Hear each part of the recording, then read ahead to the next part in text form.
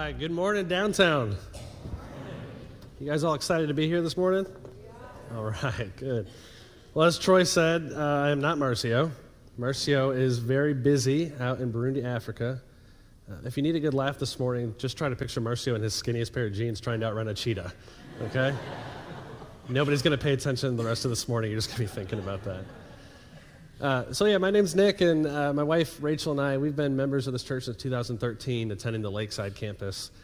We have two little girls. Savannah just turned 3 this week, and Sadie just turned 1 month old this week. So sleep is a foreign concept to us. Troy gave me credit for being here at 6. I was already awake. There's no extra credit there. But I'm really excited to be here with you guys today because we're continuing our Month of Missions sermon series, and it's really one of the greatest parts of Christianity, that Jesus doesn't want us to just know about him or know about his story. He wants us to be a part of it. He wants us to take an active role in his mission here in the world. And so I just want to briefly recap something Chuck introduced to us last week. He said that it's not enough for us to look at ourselves as Christians, but we need to see ourselves as a disciple on mission. And what that means, simply put, is as a disciple, we should be as close to Jesus as we can. We should be modeling our life after his example, and we should do so in such a way that we're able to spiritually reproduce, that we go and we make more disciples. So this morning, we're going to work on the follow-up question to that. Where is my mission field? Where am I called to go and be a disciple on mission? And so we're going to mostly be in Matthew chapter 9 this morning, but I'm going to read just very briefly out of chapter 28, verse 18. Jesus came near to his disciples, and he said to them, "All authority has been given to me in heaven and on earth. In light of that, in light of the fact that I am the supreme authority, go and make disciples of all nations." And when we're in church, when we think about missions, we tend to normally think about mission trips, international mission trips. And that's part of it, but it's not all of it. It is an important part. As Troy said, we have a team right now that's in Burundi, Africa, and they are doing incredible things for the glory of God. They are taking the gospel to people that maybe have never heard it. They're providing much-needed resources, and they're getting to encourage our fellow Christians there. Likewise, my family, we have some friends in Arizona that were called to leave their homes in Kentucky and go and plant a church on a Native American reservation there to build a resource center. They were called to go somewhere far from home. But that's not the whole picture. That's not the whole picture.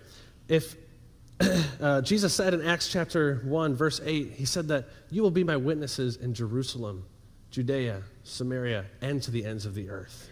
So before he said to the ends of the earth, he said Jerusalem, which would have been the hometown of the people he was speaking to. So you're going to see a map up on the screen. If you've been here for a while, you've seen this before, but this is our Jerusalem. This is our hometown. And this is where we believe that we have been planted by God as a local church, and all of us have been brought together with our unique talents and gifts and experiences and personalities to reach people for the kingdom of God. So you see, it stretches from 27 to Silver Star and 192 to Hiawassee. What you need to know about this unimpressive-looking part of Central Florida here is that there are 330,000 people living there. Some of you are thinking that number sounds kind of low because you're easily stuck in traffic with 1 million people on the way to work. There's tourists there too, guys. They're the bad drivers, not us. But out of those 330,000 people, our best estimate is that 80% of them are not in a Christian church on Sunday. That's 264,000 people. And I'm not talking about Sunday, March 17th. I'm talking about Easter Sunday, the Super Bowl of church attendance. And that's a big, scary, daunting number when we look at it like that. But what we know is that the church is not a building. The power of God does not rest inside a building. If that was the case, we would just be 2 itty-bitty dots on that map. But because we know the power comes when all of us go out and decide to be the church in our neighborhoods and our communities, we get to be over 2,000 dots throughout there. And so what you need to know this morning is that your mission field isn't based on geography. It's based on people. And the bottom line is this: you have your own unique mission field. Every single one of us. It's different than anybody else's because it's based on who you are and it's based on who you are with. So even if you are a husband and a wife and you guys have you work at the same place, you commute together, you have all the same friends, you're with each other 24/7 and have managed not to kill each other, you still have different mission fields because the husband may be more outspoken than the wife, The wife maybe grew up in church and the husband was far from God, so he became an adult. You have different experiences and personalities that will impact different people. So it still begs the question then, where is my mission field? Well, it's still found right there in chapter 28. Jesus said, go and make disciples. So where do we go? Well, most of us go to work, we go to school, we go to neighborhood cookouts, and we watch our kids play baseball. Then we go home, we sit around our dining room tables with our families. Don't miss this. If you are a parent, if you are a spouse, your family is your first mission field. Don't overlook that, because you have been given a role there that cannot be replaced by anybody else. So your mission field is going to look a little different than mine. You're going to have different chairs up here. But one thing that I know yours has in common with mine is that there are people there that are hurting. Look at your notes. People are hurting everywhere we go. You can say, no, Nick, that might be true where you are, but not me. I surround myself with happy, positive people all the time. I don't believe you. And here's why. I work at the happiest place on earth, where it's magical 24/7, 365, whether you like it or not. And there are people there that are hurting. But what we do is we cover it up. We don't want people to see that we have needs. We don't want people to see that we're hurting. We only want them to see the best us. You know, it's 2019 with Instagram and Facebook. We can literally and figuratively put filters on our lives. Okay, parent confession time. How many of us have been in this situation? You're going to smile for the picture. You're going to sit still. You're going to smile, or you're going to spend the rest of the day in bed. That was me at Epcot last week. I'm sorry. Post that. Always be smiling. Hashtag best life. Hashtag no filter. We only want people to see the good things about us. What we end up doing is we end up walking around wearing a mask, trying to cover up who we really are. If you've been in a relationship for a long time, think back to your first date. Rachel and I, we've been married for 6 years, almost 6 years. And before our first date, I was nervous. I knew I had to put out the best me. I had to put on Date Nick. And so I went and I bought myself a brand new outfit because I couldn't rock the jean shorts and the sports t-shirt anymore. I washed the car. I cleaned it out. I vacuumed even under the seats. I realized I have a French fry addiction, but we'll tackle that later. And I was very careful the whole time we were eating. I didn't want to get food on me. I told the best stories about me. I didn't want her to see the messed up parts of me just yet. We all do that. But where Rachel and I have grown the most over the years is when we've really made the effort to know each other, when we've taken off the mask, and I've shown her the messed up parts, the faults, the crazy past, and I've shown her what I really need in life. And what we begin to realize is that there are people all around us that are walking around wearing a mask. I know this looks like something that came off of Chuck's wall, right? But there are people that are walking around just ready to just put the smile on. They don't want to admit that they're going through things because they don't think you're going to care or that you're going to understand, because everybody else seems to have it all together except for me. And there are people like this in every one of these places that you go to. There's people like this here that are hurting and don't want to show it. The beautiful, amazing thing is that Jesus sees through that mask. No matter how you try to hide it, Jesus sees you and Jesus knows you. We're going to pick up in verse 35 of chapter 9. And Jesus has been with his disciples. They're in the area of Jerusalem. And check out what it says. It says, Jesus continued going around to all the towns and villages, teaching in their synagogues, preaching the good news of the kingdom, and healing every disease and every sickness. Next verse. When he saw the crowds, he felt compassion for them because they were distressed and dejected, like sheep without a shepherd. Jesus could see through the mask and could see that people were hurting. And Matthew says that Jesus had compassion for them. And this word compassion isn't strong enough in the English language, because the real translation means that Jesus hurt for the people. His stomach ached, his stomach churned for the people when he saw them. I'm so thankful that Matthew included this account when he sat down to write about Jesus, because it shows me God's heart. It shows me that God's not distant. When we're hurting, God sees it. He has compassion for us, and he knows what we need. Everybody has two types of needs. This is in your notes. I'm going to give them both to you at the same time. We all have felt needs, and we have real needs. Those felt needs we all understand because we've felt them. This is stuff that people need to be cared for. I'm going to ask kind of a tough question here, but just bear with me. How many of us here have watched a loved one suffer through cancer? That's a lot of hands, okay? How many of us have lost a loved one to cancer? And I know that's hard to put your hand up for. I know it's hard to think about. I'm sorry to make you do that. But I want us all to see is that everybody in here feels at least a small twinge of compassion when we see those hands go up, because we understand what that feels like. We understand what it looks like to watch somebody we love feel pain and go through something like that.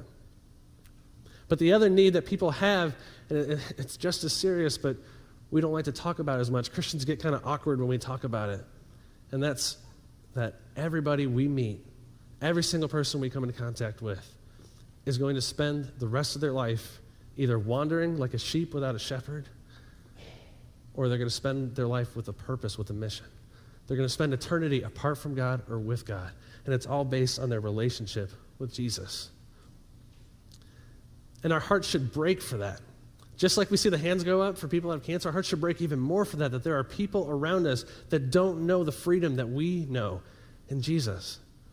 And so we got to talk about this, church, because Christians, we have our own masks that we tend to put on sometimes. And so we got to confront those this morning so that we don't fall into the trap of putting these on, okay? The first one's the Batman mask. And my wife bet me I couldn't work Batman into my sermon. But this is the mask that we use when we treat our Christianity as a secret identity. We go to church, we're in a small group, we volunteer on Sunday, and that's all well and good, but when we go out to the ball field, well, I don't really want to talk about it. I might make things awkward with my friend here. I might offend him. This isn't really the time or place anyway. I shouldn't take that with me to work. I could get myself in trouble. The other mask we put on, this is the bad one, guys. This is the Holier-than-Thou Mask. And if you're in here and you're not a Christian, you probably have recognized this mask better than the rest of us. Maybe it's the reason why you've stayed away from church for as long as you have. Because this is the mask that we put on when we say, it's not really so much about Jesus as it is about me. Look at my crown. Look what I've done. I've done a lot of good things in my life. And we become more interested in pointing out people's wrongs than we are about showing them and introducing them to Jesus. See, Jesus got it right. Of course he did. Matthew said that Jesus preached the good news of the kingdom while healing and being with people. Because Jesus didn't bring his message with a backhand. He came with open hands and outstretched arms. He came to be with people, to love people, to know people. And Jesus wants us to know this morning that people need help. People need help. Picking up in verse 37, it says, Then he, Jesus, said to his disciples, The harvest is abundant, but the workers are few. Therefore, pray to the Lord of the harvest. Pray to me to send out workers into my harvest. Jesus says, pray to me to send out workers into my harvest.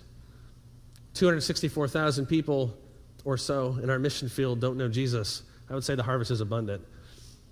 And as anybody can attest to here, anybody that's a volunteer here, there's not enough of us. There's not enough workers. So we need to know God's plan to be able to help people. And the first part of that is this. He has made the harvest ready. The harvest is ready. God has prepared hearts. He has prepared people everywhere you are. And he's placed them there. And all we have to do is be willing. Be willing to take off our mask, to get past ourselves, to step out of our comfort zones and go and be with people. Get to know them. Tell them it's okay to let theirs down. We're not going to judge them. And to do it with authenticity. One of my favorite authors is Bob Goff, and in his book, Everybody Always, he said, we have to stop seeing people as ministry opportunities. Stop calling everything we do ministry. Just call it Tuesday. Just go love somebody. The second part of this is, if the harvest is already ready, if God has prepared the harvest, then we got to take some of the pressure off of ourselves. Because we can be really hard on ourselves. I say a very similar prayer every day when I drive to work. God, please use me. Bring somebody into my office, bring somebody to me that needs to know you and let me love on them, let me do this right. And more times than not, I find myself driving home going, sorry, God. I messed that one up bad. I put on the Batman mask. But if God has already prepared the harvest, if it's his harvest, we got to know that he is totally in control of this. We're gonna mess it up sometimes. We're not perfect. God uses imperfect people for his perfect purposes. And I hear people say too that, well, Nick, I've done this. I've invested in people. I've loved on them. I've shared my testimony, and I've never seen any fruit from it. Keep going. You don't know how God is working in their heart. You don't know the other people that God is ready to put in their path to continue what you've started. So keep going.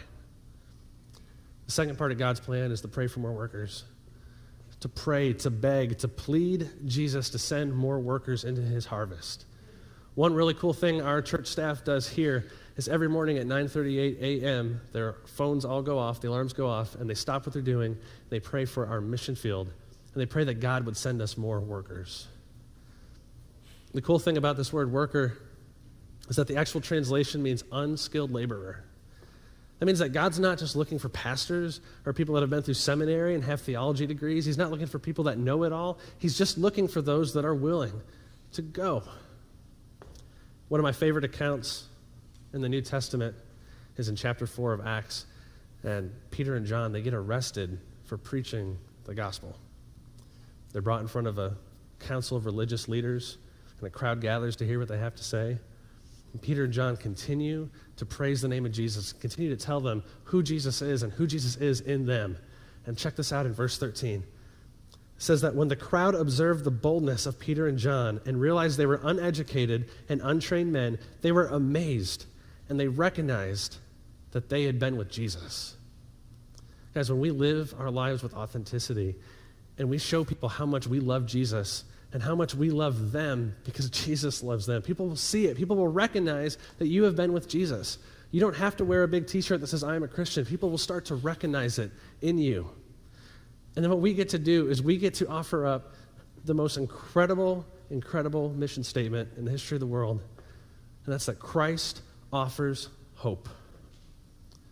People are hurting, people need help, but Christ offers hope. In 2 Corinthians is a letter that the Apostle Paul wrote to the church in Corinth. And I would encourage you to go home and actually read all of chapter 5 when you get a chance this week, because Paul wraps up God's mission. He says that God sent Jesus to reconcile the world to him. Jesus came to make every single one of us right with God. And then the craziest thing happens. He leaves that message with us to share with the world. Check this out in verse 20. It says, therefore, we, Christians, disciples on mission, are ambassadors for Christ, since God is making his appeal through us.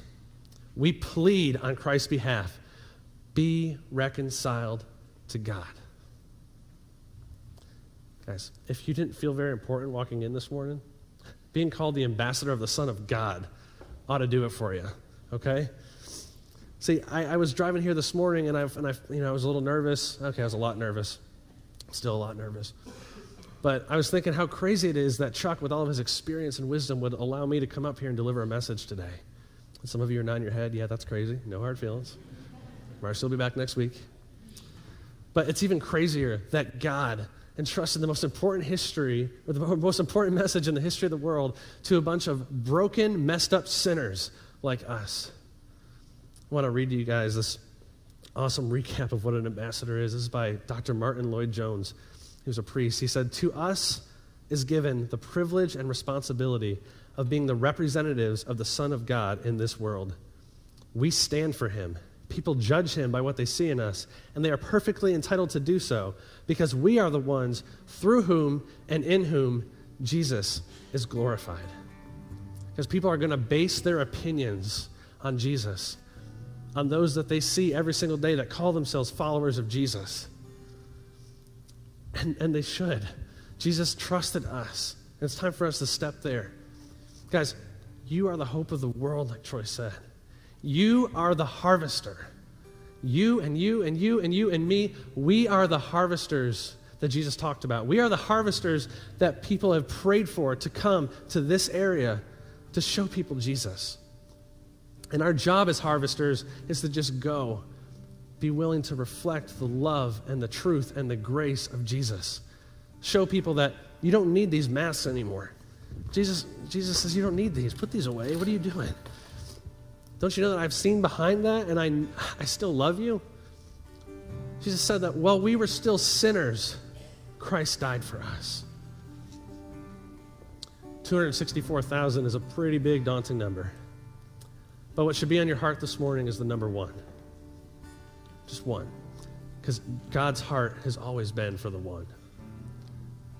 Jesus told the parable of the lost sheep. He said that, wouldn't you leave the 99 sheep to go and find the one that you lost and then rejoice when you find it? And likewise, when one person comes to Christ and gives their life to Jesus, there's a party in heaven unlike anything you've ever seen for one. Jesus died for one, just as he died for all. So who's your one? Who's your one at work or in your neighborhood or in your family? Who's the one that's been on your heart this morning? You can't shake their name. Are you willing to step out of your comfort zone for them? Are you willing to put yourself back here and put Jesus up front, introduce them to who Jesus is? Be willing to share your story, even the messed up parts, so that they can see that God redeems people? Well, we're going to have a chance to respond this morning. We're going to have some music playing. I'm going to ask the deacons and their wives to come on up. Some of the staff will be up front. And there's 3 ways you can respond. First is this.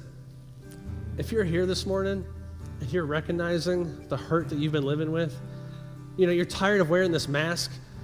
You're tired of the shame. You're tired of hiding your past. You're ready to step into the hope that Jesus offers, and you're ready to live your life with a mission. Come down and talk with somebody about that next step.